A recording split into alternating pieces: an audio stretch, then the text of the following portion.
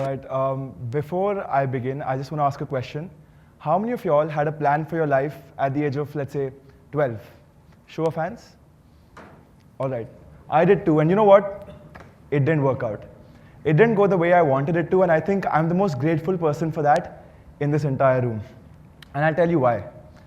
My journey started with cricket.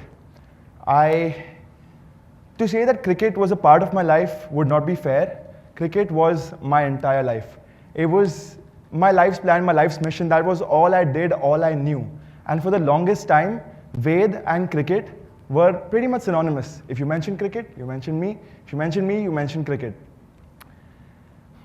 Then came a time where I sort of started falling out of love with the sport that once gave me everything that I now know. Why I fell out of love?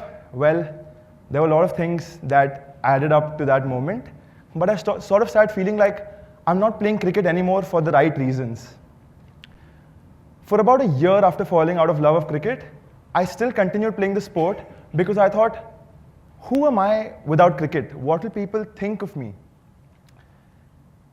I was almost fighting the thought in my head of still giving it a shot. Maybe the love for cricket will come back, but it never did. And a year later, I finally took the big step of quitting cricket.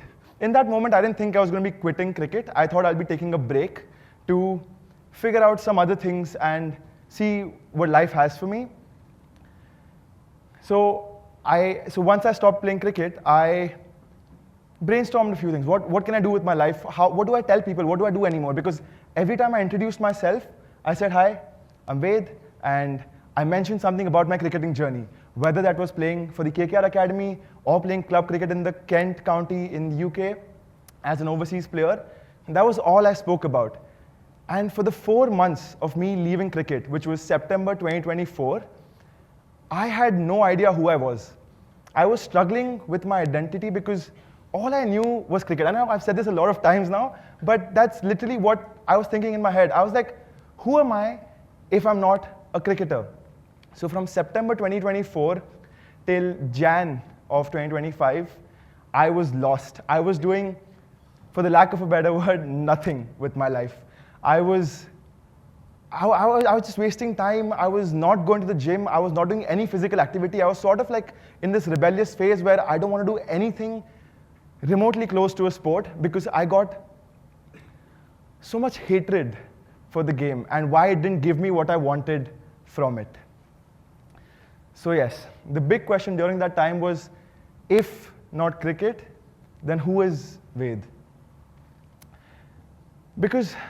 And what I learned through that time is that your identity is not a life sentence.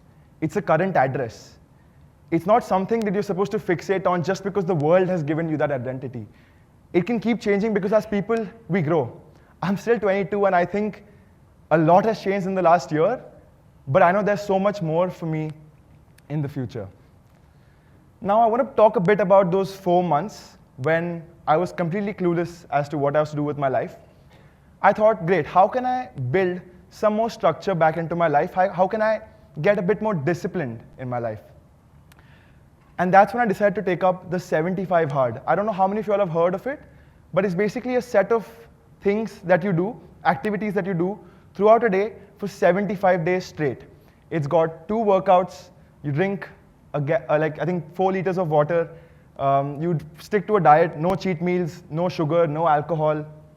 And you read 10 pages of a book. Now, on paper, these activities don't sound hard because they're not. What's hard is sticking to these activities for 75 days straight without taking a break. No missed days, no matter what's your travel schedule looking like or what kind of work you have that day. You have to stick to these things every single day. Now, along with this, I also started creating content around my 75 Hard journey. I started posting videos on Instagram every single day for 75 days straight. Now, this wasn't the first time I was doing content. I've been creating videos for as long as I can remember. For the last 13 years of my life, since I was 9, I've been making YouTube videos in the form of FIFA, gaming, football videos back in the day. And then I transitioned into short form comedy content on Instagram, which people who know my content now would be like, they can't imagine me making comedy videos, but that's what I did. I made comedy skits, and again, that didn't pan out the way I wanted it to, just like how cricket didn't pan out the way I wanted it to. Now, the kind of content I create right now started from my 75-hour journey, when I posted every single day for 75 days, and as anyone else would, I was expecting one of those videos to go viral. I was expecting, okay, day 25, you know what, this video is going to take off. Or day 63, this one's going to go viral. Lo and behold, nothing crossed even 3,000 views. I was posting for, 3,000 views seems like nothing, right? Because you've posted for 75 days straight, you've put in the effort, and you almost feel like nobody else is watching. But in that moment, I realized that I was never doing this for the numbers. I was doing this purely for the love of creating videos, just like how the 13-year-old version of me was doing. During this time, I also started working on my brand, Versus, which is an activewear brand. I started working on this during my 75-hour journey. And this wasn't my first time starting a brand either. I started another clothing brand when I was 15. Any guesses what happened to that? Did not work out. Just like how cricket or content or my old clothing brand, none of it worked out in the way I imagined it to, but I think I am so grateful that it went that way. I wouldn't have it any other way. Because every path you take involves a negotiation, not a sacrifice, a negotiation. You give something up and you get something back. Cricket didn't give me what I wanted. It didn't give me the Indian jersey that I was once aspiring for, but cricket taught me discipline. The last 4 months where I did not know what to do with my life taught me hunger and how to strive for more without worrying about the end goal or the results. And the brand that sort of failed when I was 15 gave me the muscle memory to build what I'm building now, Versus. So I really want to highlight this because I feel like a lot of people, when they set a goal for themselves, they get so fixated on it that they forget to enjoy the process, and they forget the reason they even started it. When I started creating videos at the age of 10, I did not want to have, yes, it would have been good to have 1 million subscribers, but that wasn't the goal. I made videos because I loved making videos. I started the clothing brand because I loved working on a physical product and seeing the outcome of someone else wear it. That's why I did that. And when I posted those for those 75 days, in fact, it was more than 75 days. I posted for like 120 odd days, and not a single video went viral. Nothing crossed 5,000 views, and that taught me that it's not the end of the world. I still love making content, and I will still make content. Now I'm in a position where I'm very close to a very small goal of mine, which is 100,000 followers. I'm so close to it, and I never thought this day would come because I was so okay with posting consistently for days, years, months even, and not seeing the result. But what made sense, only in retrospect, is that I never pivoted in any of these. What happened was a convergence. Fitness and content. These two things were the only two things that I truly loved in life, and they were running parallels throughout my entire life, but they finally met at the same shade. Because passion isn't something you find. It's something you assemble slowly from the wreckage of every shade you tried first. I just want to say that again. Passion isn't something you find. It's something you assemble slowly from the wreckage of every shade you tried first. Every shade that you've... I think most of you are wondering what's up with the colors on the screen.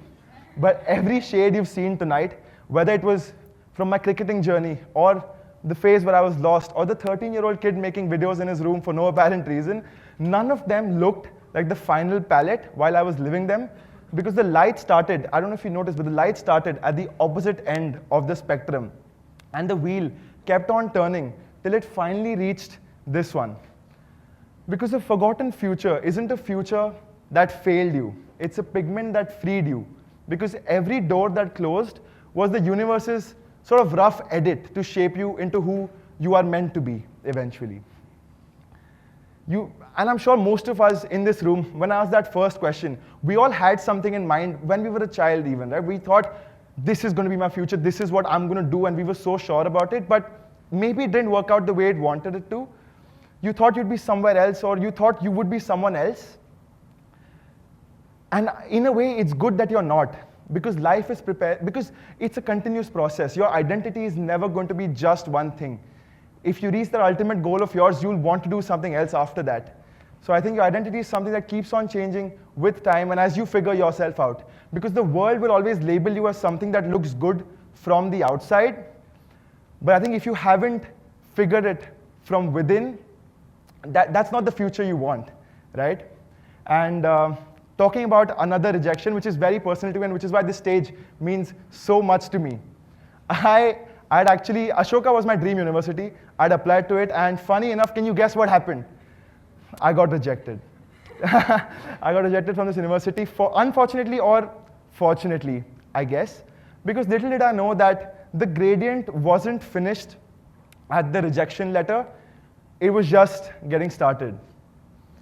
And I genuinely am so grateful to be on this stage because it's genuinely a full circle moment for me. I would have never thought that I'd be giving a TEDx was a dream of mine, and I never thought that it would come to this exact TEDx where my life sort of feels like it's come back to where it started from.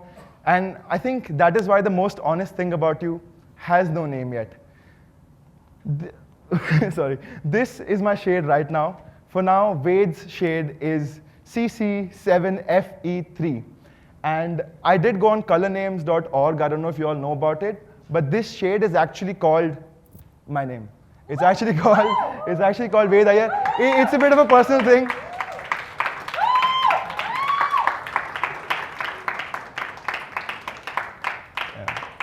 I would love for everyone else to also try this, and purple is a color that's always sort of represented my journey. It's always been my favorite color, which is why I chose this. But I would love for everyone to try this. It sort of symbolizes your journey as well through the different shades that changed. And honestly, I know this is my color for now, but I'm so excited to see what the future has in store for me. What colors am I supposed to become after this? And I'm sure, and I'm excited for all of you guys too. I really want you guys to go on this website, pick a color, and see what life has in store for you next. Thank you so much, and I'm genuinely so grateful to be on the stage. It means the world to me.